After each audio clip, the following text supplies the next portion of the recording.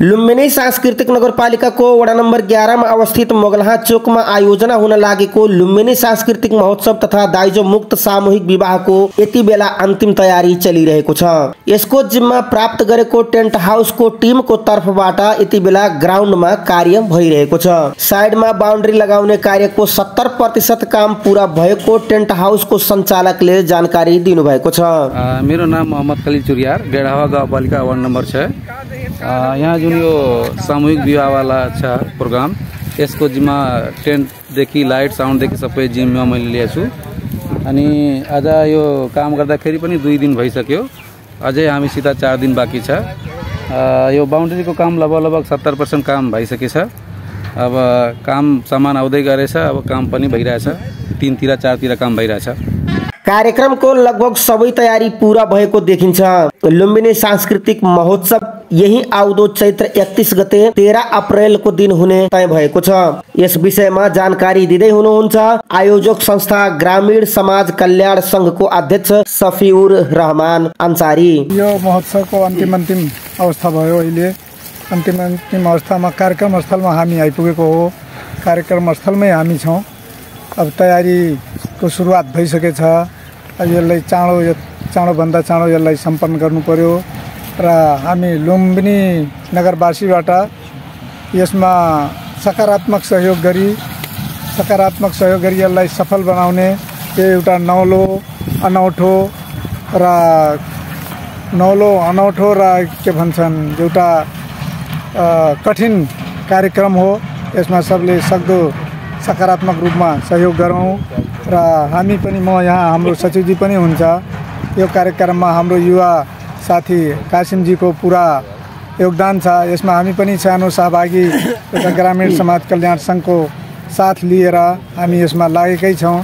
र अब यसमा चाहिँ अब को भलो हेर्ने जुन भन्नुभयो उहाँले, खैर त्यस्तो मान्छे त अनेक किसिमको हुन्छन्, तर हामी सकारात्मक रूपमा लाग्नु पर्यो र यो कार्यक्रमलाई सफल बनाऊ। यो एउटा राम्रो दहेज मुक्त र एउटा विभिन्न सम्प्रदाय, हिन्दू, इस्लाम, बौद्ध विभिन्न सम्प्रदायलाई एकताबद्ध रूपमा लैजान, सौहार्द बनाउनलाई पनि एउटा चेतनाको रूपमा चाहिँ यो एउटा सन्देशवाहकको रूपमा पनि यो कार्यक्रम हो र गरिब वर्गलाई पनि यसमा सजिलो हुन्छ। एउटा सन्देश त्यो सबको लागि पनि हो। त्यसकारण यसमा म अपिल गर्न चाहन्छु, हामी सम्पूर्ण नगरवासीले यसमा सकारात्मक सहयोग गरी यसलाई सफल बनाउन सहयोग गरौँ। यस वैवाहिक समारोह कार्यक्रममा लगभग 15,000 स्थानीय जनता यस ठाउँमा आउने आशा गरिएको छ, जसमा 10,000 भन्दा बढी निमन्त्रणा कार्ड बाँडिएको छ। 5 जोडीको वैवाहिक कार्यक्रम एकै ठाउँमा गर्दा यो क्षण निकै महत्त्वपूर्ण हुने जानकारी दिँदै यस कार्यक्रमका संयोजक कासिम खान बताउँदै हुनुहुन्छ। यही आइतबार चैत 31 गते लुम्बिनी सांस्कृतिक नगरपालिकामा वार्ड नम्बर 5 र 11 मोगला चोकमा जुन लुम्बिनी सांस्कृतिक महोत्सव तथा दाइजो मुक्त सामूहिक विवाह समारोह हुन गइरहेको छ, त्यसको तयारी हुँदैछ। अब आइतबार प्रोग्राम साँझ 6 बजेतिर रहेछ। अब यसको खास मुख्य उद्देश्य के हो, दाइजो प्रथालाई न्यूनीकरण गर्ने र अहिले जुन छ यसको अनुगमन हामी गरिरहेछौँ। कसरी व्यवस्थित पार्ने, महिलाले कता राख्ने, पुरुषलाई कता राख्दा सजिलो हुन्छ, अनि प्रोग्राम कसरी एरेन्ज गर्ने, कसरी यसलाई सन्देशमूलक बनाउने। यसको आयोजक ग्रामीण समाज कल्याण सङ्घ हो। उहाँ ग्रामीण समाज कल्याण सङ्घको अध्यक्षज्यू पनि आउनुभएछ यहाँ निरीक्षण गर्न। यसको कसरी भइरहेछ, के भइरहेछ, अब हामी यो निरीक्षण गरेर यसलाई कसरी व्यवस्थापन राम्रोसँग गर्न सकिन्छ त्यसैमा लागेछौँ। अनि यसले कसरी भन्दा भव्य रूपमा मनाउन सकिन्छ अनि एउटा लुम्बिनी सांस्कृतिक महोत्सवको रूपमा यसलाई कसरी मनाउने हो त्यसमा हामी पहल गरिरहेका छौँ। थुप्रै मान्छेहरूले हाम्रो पछाडि परिया छन्, त्यस्तो छैन कि परिया छैनन्। अब यो अलिक अनौठो कार्यक्रम भइरहेछ अनि यस्ता थुप्रै किसिमको, जस्तै विद्यार्थीको लागि अब कापी कलमको आवश्यकता छ, अरू केही आवश्यकता छ भने त्यो पनि हामी सहयोग गर्ने। गरिब मान्छे भोकै बसेछ, कुनै छ भने थुप्रै गरिब मान्छेहरू छन्, खान पाएको छैनन् 2 टाइम 3 टाइम, उहाँहरू पनि लाई हामी कन्ट्याक्ट गर्छौँ, सहयोग त्यो पनि गर्छौँ। त्यो अगाडिको कुरा हो, योभन्दा पछिको कुरा हो हैन। तर अहिलेको जुन कुरा के छ, यो सामूहिक विवाहको जुन छ त्यसमा थुप्रै अब त्यो कामको हतारमा त्रुटि पनि भएछ। जस्तै कहीँ नाम अलिक ग्रामीण समाज कल्याणको पनि अलिक छुटेको भएछ, ब्यानरमा त्रुटिहरू भएको छन्। त्यसमा अलिक मान्छेहरू लागेर उस गरेर अब खास गरेर राम्रो कामलाई प्रशंसा नगर्ने अलिकति कहीँ त्रुटि भयो भने त्यसमा खोज्ने त्यो चाहिँ कामहरू गरिरहेछन्। त्यस्तोमा उहाँहरूले के भन्न चाहन्छु कि जस्तै कुनै पनि मान्छे यदि राम्रो काम गरिरहेछ भने तपाईँहरू साथ दिन सक्नुहुन्न भने त्यो मान्छेलाई खुट्टा तान्नु राम्रो काम होइन।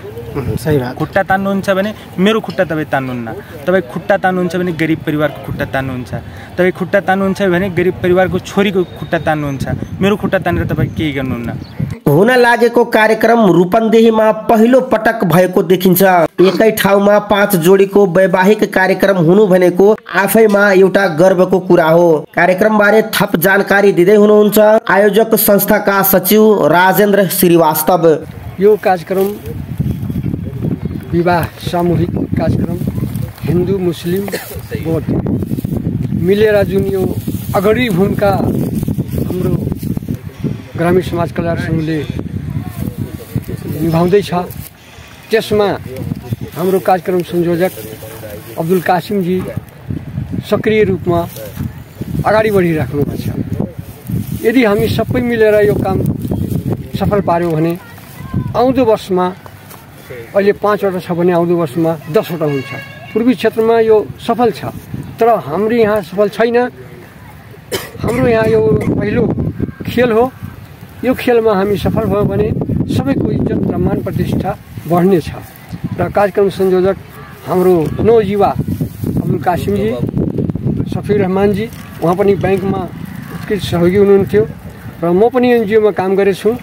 यो एकदम राम्रो लागेछ यो कार्यक्रम, किनभने यो खालि हिन्दू मुस्लिमको होइन, हिन्दू मुस्लिम बौद्धिस्ट सबैले अँगालेर अगाडि बढ्ने कार्यक्रम जुन सतर्कता ल्याएछ त्यो म अब्दुल कासिमजीलाई धन्यवाद दिन चाहन्छु र सफिर रहमानजीलाई पनि धन्यवाद दिन चाहन्छु कि उहाँले मलाई भन्नुभयो सचिवजी तपाईँको राय के दिनुहुन्छ।